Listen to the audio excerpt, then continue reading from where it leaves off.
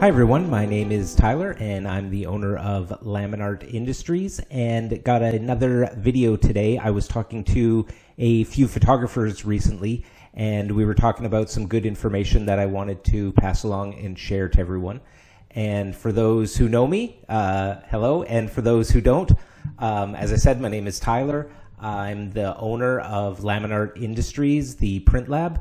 I have 20 years experience in the print industry, in addition to working with photographers and running a business.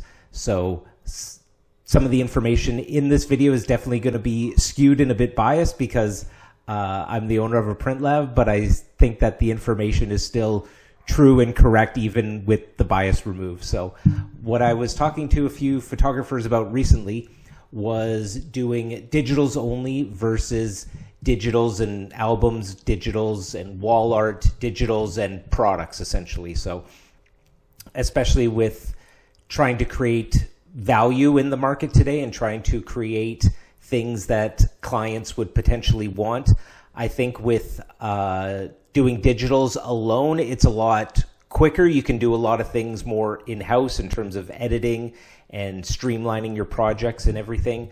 But there is money on the table that's being left. When you have the digitals, it's more if you're doing a lot of sort of quick turnover type clients, where if you had 100 clients a month, you'd want to do everything very quickly. So that would be a scenario, unlikely as it is, that would require, digitals only, where everything could be done very, very quick and in-house. So as soon as the shoot is over, you can get to editing. And then, in a day or two or a week or two, you could get the clients their order and their images without having to go through any third party. So it's really good for that. But with today's current climate of clients booking, I do think you don't want to leave any money on the table. You want to maximize profits. You want to maximize value. You want to give your clients and offer your clients everything that you possibly can to generate as much revenue, especially if client inquiries are down, if bookings are down. You want to maximize every sale to the maximum amount of its ability.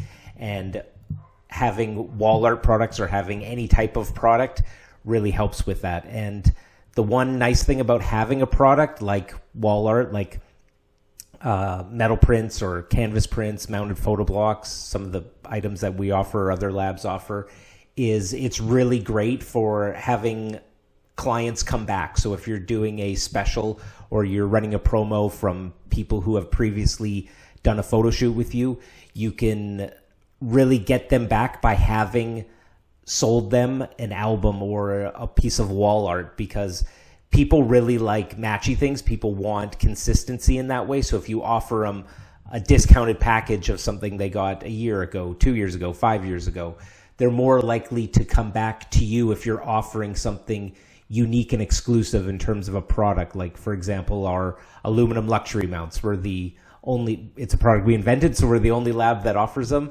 and you can only get them from us. So if you're selling that type of product where they can't go out and get it themselves, they have to go through you, it's really gives an incentive for them to come back to you. Whereas if you're doing just digitals, for example, they might move, or they might have another photographer in the area that's doing just digitals as well. And because there's nothing specifically tied to you or your brand or your studio other than the experience, they might be more apt to be like, oh, this person is doing a special, maybe I'll try them out, because there's nothing really bringing them back. So that's another advantage of offering a product in terms of just digitals alone. And when it comes to the quality control of your images, a lot of times we hear where they say that the feedback that clients are giving photographers is that they don't want products, they just want digitals, they don't want anything else. But as the owner of a print lab and with other contacts in the industry, I can definitely let you know that they may say that, but there are lots of times where people will bring in photos and they come to us direct and they say, hey, there's a photographer that did this photo shoot. They gave us the digitals, but we want to print it now, whether that's a week later, a month later, a year later, 5 years later, 10 years later. they do want a product at some point, and then usually we just direct them back to the photographer, or we contact the photographer and say, this is a sale, or can we print these? Do you give permission for us to print it? If they want some photo prints, or they want a canvas, or they want a metal, and we usually direct sort of the more direct sales like that back to the photographer, unless something has been specifically arranged. For example, we had something about a year ago where a photographer did a bunch of shoots, and then they had an accident, and they I don't know if they hurt their leg or something with their leg, but they were unable to sort of, they were in the hospital and they were doing rehab and things like that. So they just said to us, like, hey, if any of these clients, and they had a big list, come to you guys, you can just work with them direct and do that, just because they didn't have the time or the bandwidth or the energy to take in the order, send them to us, and do it that way. So there are rare occasions, but we usually just send it back to the photographer for that. And it really helps with the quality control of your images, where if you are selling a product, whether that's even something as simple as photo prints to something as massive as a wall art collection, it really gives you the control of not only where your images are printed, but what products they're printed on. So if you're not into a certain product and you might not want your images represented that way, it is sort of an extra step of preventing people from getting, a certain print. Whereas if you like really high-end stuff and you really liked frame prints, for example, and you don't want your images on just plain photo prints that people are just putting on the fridge with a magnet or something, you want a high-end presentation for all your stuff, that would be a great example of having your images on the products you want and using the lab that you want to get the quality you want. So there's really that quality control. There's definite examples that I've heard over the years of when that's come back to bite photographers in the butt. The one example was a photographer did a shoot for a friend, and it was, I think, a Christmas party a few years later. They went to their house and they had the images that they photographed of them on display in their hallway. And what they did was they got cheap frames at wherever, online maybe or something, and they got the images printed at, I think it was London Drugs, and they were all black and white images, but when they were printed, they were essentially like that black and green that you get, like when the black and whites are off. And throughout the whole party, the person was, trying to talk up the photographer and say, oh, this person, I got the images from them and they did a great shoot.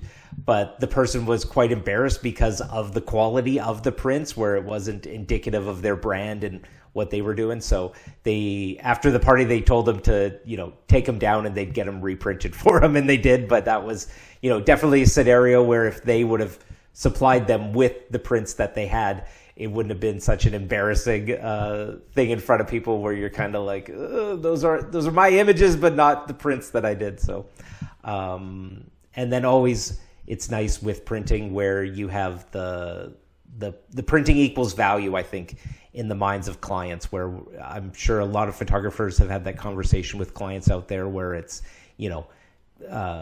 half an hour and you get 10 digitals or something like that. And it's whatever, 200, 300, 400, 500 bucks. And, photographers and business owners know why it costs that much. It's for the skill and the time that you've taken to know your craft and all the camera equipment and lights and insurance and da-da-da-da-da-da-da. But trying to justify that to the average person, you can do it, and it does, sometimes take the spiel of this is why this costs this.